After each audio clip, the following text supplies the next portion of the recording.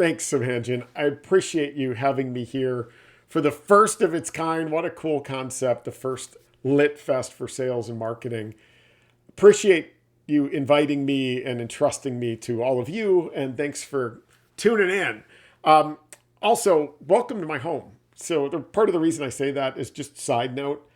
When cool people are doing cool things on the weekends, you might find me curled up with a late 1800s or early 1900s book or magazine on sales or sales leadership. I've built up quite a collection of memoirs, books, magazines from sales histories past. Side note, I post daily at Sales Historian on Instagram and Twitter, quotes, pictures, items from sales histories past. And then I've got a podcast that's just a monologue, if you're bored, 15 to 20 minute episodes that cover a different topic every episode. It's called the Sales History Podcast. And I encourage you to check it out if you're a nerd like me. But, there's books here from the late 1800s, early 1900s. This one just came in. I wish you could smell it. It smells like grandma's basement. This one's from 1911 from Orison Marden, who is an incredible sales writer that you all should check out. Got a new collection of magazines from the early 1980s. So that's not what we're here to talk about. What we're here to talk about is sales, literature. As you probably know, I've written 2 books. The first book was The Transparency Sale, which really encompasses this idea that, as it turns out, transparency not only feels good, but it sells better than pretending your products or services are perfect, right? When we present our solutions as a perfect 5, we're actually making it harder on our buyers to make predictions and thus trigger decisions. And when we position our solutions as a 4.2 to a 4.5 on a 5-point scale, it turns out that we trigger faster purchase decisions. We help buyers predict. We get customers who not only buy, but they stay, they buy more, and they advocate for us and our solutions. And that data, the 4.2 to 4.5, that actually comes from the world of online selling, where a product on a website that has an average review score between a 4.2 and a 4.5, that's actually optimal for purchase conversion. And as it turns out, all of us, all of you, when you're looking at a new product that you haven't bought before that's of medium to high consideration, I'm guessing you're one of those nerds that skips the 5 stars and reads the negative reviews first. Well, turns out doesn't make you a nerd, it makes you a human being. We all do that. We're all drawn to the negative first. It allows us to process the positive. And when we do that in our selling efforts, it has magical impacts on win rates, cycle lengths, qualification in and out, and it makes it really hard on our competitors to message against us. But that's not what we're going to talk about today. We're going to talk about the newer book, came out last summer. It's called The Transparent Sales Leader. And I want to just take you through a couple of frameworks. It's kind of like a TED Talk, or if I'm being cheesy, we'll call it a Todd Talk. I want to just take you through a couple of things that hopefully you can apply to the way that you think about building and maintaining and growing revenue capacity in your organization. All right, so let's start with a little story. I don't know about you, but for me, I was a pretty good sales rep, but I always knew my jam was leading and coaching and teaching and that sort of thing. And so when I was first promoted into sales leadership, it was back in 2008. I was running sales operations for a company, and the CEO came to me and said, Todd, I think we're ready. And the previous VP of sales was departing. He thought I was ready to take over and run global sales for this Silicon Valley kind of startup, basically Series A type company, to take it to the next level. Now, how exciting is that, right? That's exactly what I'd been aiming for my whole career. But the thing was, I was excited for a couple of days. And then all of a sudden I woke up to realize that, hey, as a sales rep, I always had a process, a structure, a framework. Where's my sales leadership or revenue leadership structure or process or framework? Well, one didn't really exist.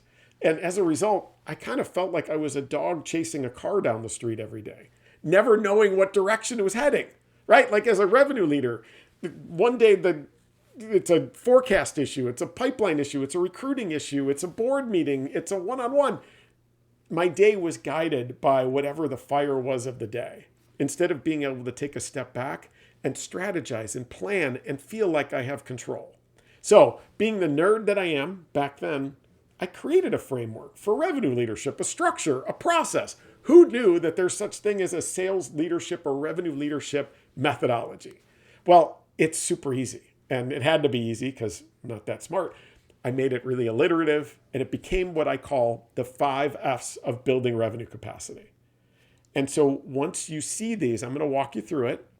If you use them in everything you do, basically you wake up in the morning, you plan your day through the 5 F's. You can plan and strategize. I used it to communicate up, down, side to side. It became the structure for all my one-on-ones to make sure that we weren't just talking forecast. We were talking about all the things that drive revenue capacity. And even more important, there's an element of this that nobody seems to teach revenue leaders, and it's the science of intrinsic inspiration. What actually drives our salespeople to show up every day, to stay, to do their best, and to share the good news and advocate for us, our company, and the job that they have to others to make turnover go down and make time to recruit speed up. All right, so I'm first going to take you through the 5 F's of building revenue capacity. All right, so I know you may have been hoping that there was going to be a ton of slides. I don't have any slides for you. We're going to use the whiteboard here. But I want to walk you through your responsibilities as a revenue leader. So as it turns out, all of your responsibilities as a revenue leader fall into one of 5 categories. And again, once you internalize these, you'll start to gain control. All right, so to walk you through them, first, as a revenue leader, you have a responsibility initially and ongoing to establish, maintain, and grow the focus of the individuals and the teams that work under you. Meaning this, the most valuable asset your team members have to convert to revenue, of all the things they've got in their inventory that they can convert to revenue, the most important one is their time, right? It's never going to be any earlier than it is right now. And so you as a revenue leader have a responsibility to make sure that they are spending that time focused on the right opportunities at the right time in the right places. By focus, what are we talking about? We're talking about the right firmographics.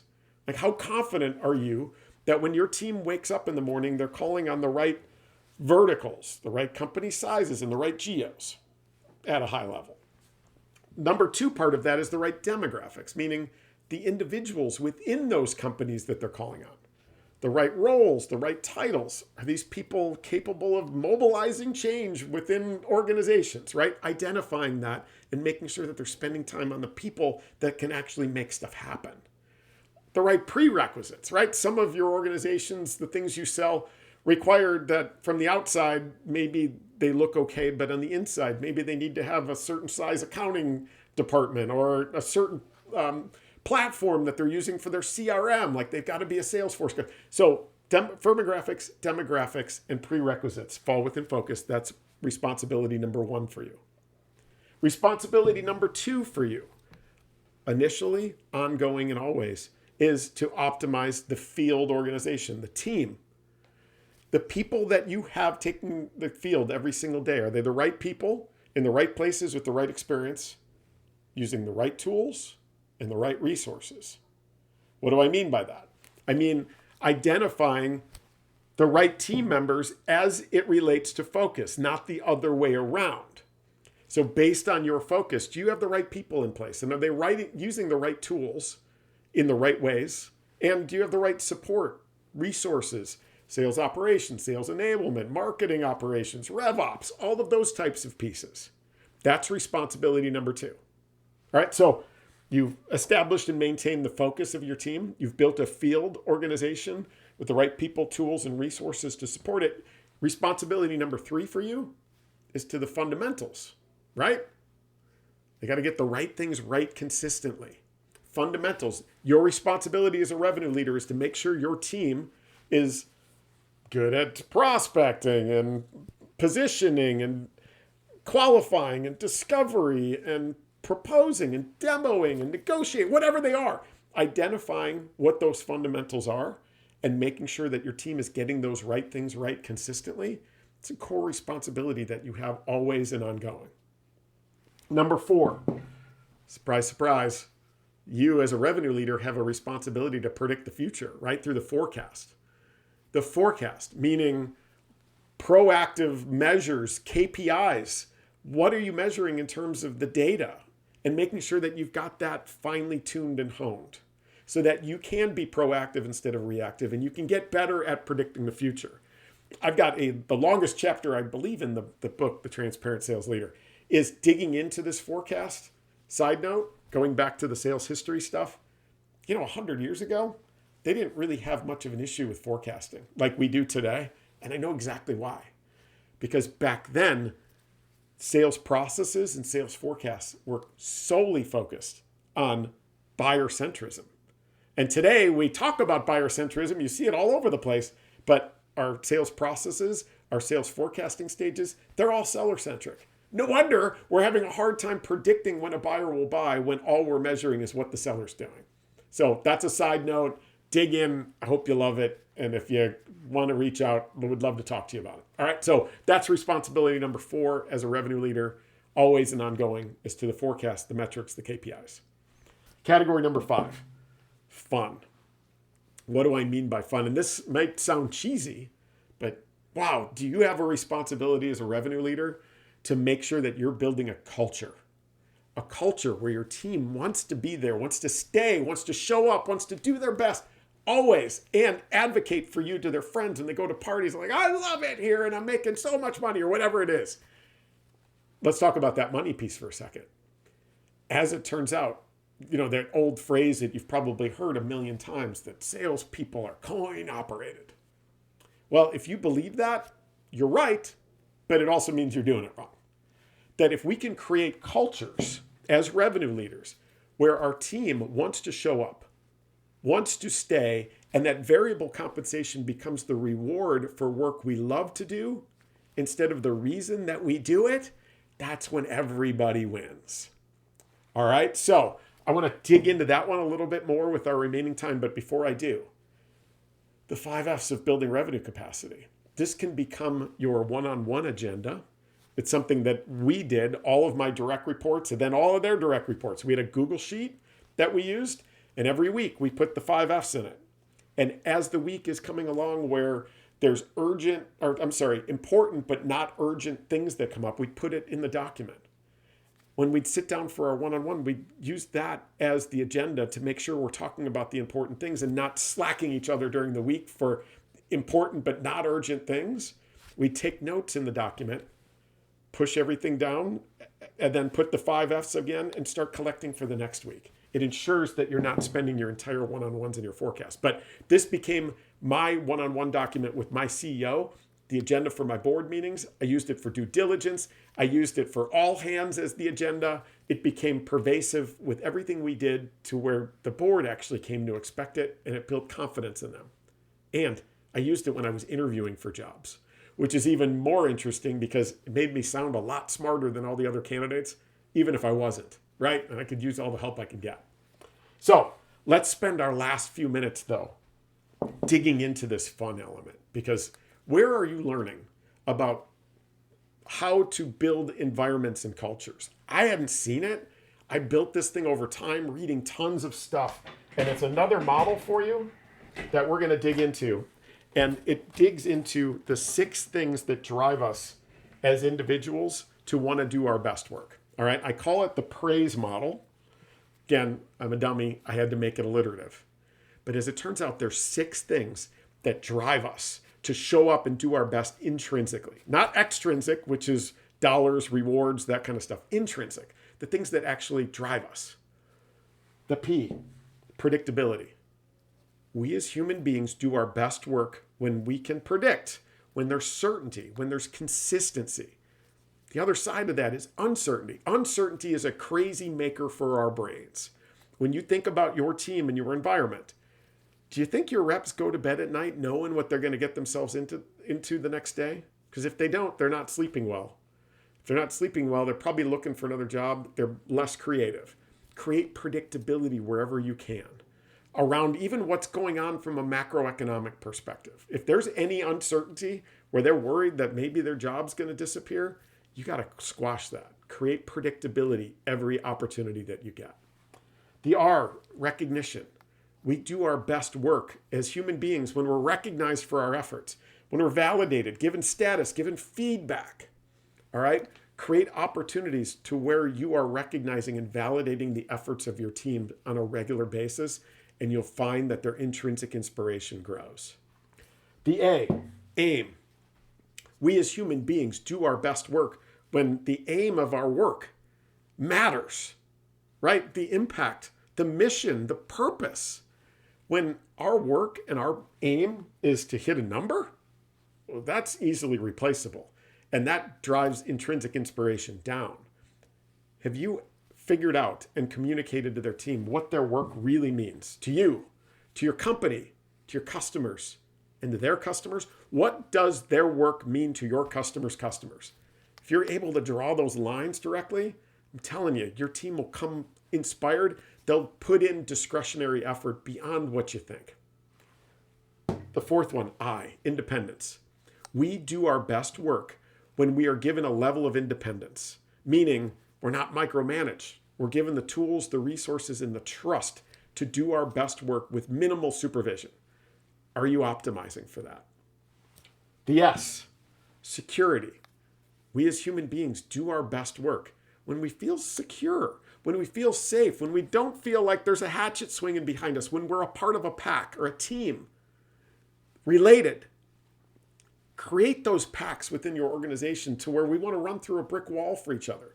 When you have that, you've got a team that wants to succeed and win together too. So optimize the security and the safety, the psychological safety that your teams feel. And last but not least is equitability. Meaning, is the juice worth the squeeze, right? We do our best work when the rewards that we're getting, not only in terms of dollars, but in terms of these other 5 categories, are worth the effort that we're putting in. And more important, is it void of politics? Are there other people that are making more, getting more rewards for doing the same amount or even less effort? We all know that, right? When we feel like other people are getting more for less, that equitability drives our intrinsic inspiration into the toilet pretty quick, right? Is the juice worth the squeeze? Balance all of these things out. So, as a revenue leader or as really anybody else that's in any kind of revenue capacity role, whether it's sales, marketing, doesn't matter. Optimize for these 5 things. It'll help you. You'll no longer have to call your buddies and go, anybody have a good template for a 30, 60, 90-day plan? Use this. You could create a 30, 60, 90-day plan right now using the 5S, right? Where are we now? Where are the holes? What's the plan to do something about it? 30, 60, 90 days, always in your back pocket. And when you look at these 5, your focus, build a field to support that focus, get the fundamentals right, figure out your forecast, predict the future, and create a fun culture that is full of praise. I'm telling you, you will sound smarter, but your team will not only perform better, but they'll stay longer and they'll become advocates for you. And in so doing, those people that they're selling to will feel it. Confidence is contagious. And be transparent with all of your team members and everybody that you share this with so they know what you measure, what you look at, and how you drive your organization. And people are going to run behind you for a long time. All right. So that's it for today. We're coming in just under the wire. But if you need anything, please reach out. I share a lot of my nonsense on LinkedIn. Go to toddcaponi.com for more information, but you feel free to reach out. I teach workshops on a lot of things on the sales side, and then I teach a big revenue capacity leadership program to lots of leaders. My transparent negotiation class is the most popular thing I teach, but doing a lot of sales kickoff keynotes as well. Would love to be a resource for you and your team, so just reach out, and appreciate you all being here. Hope this makes a difference. Hope you can use all of this stuff, and excited to be kind of wrapping up the Lit Fest here, Subengine. So thanks again for having me. All right. Thank you.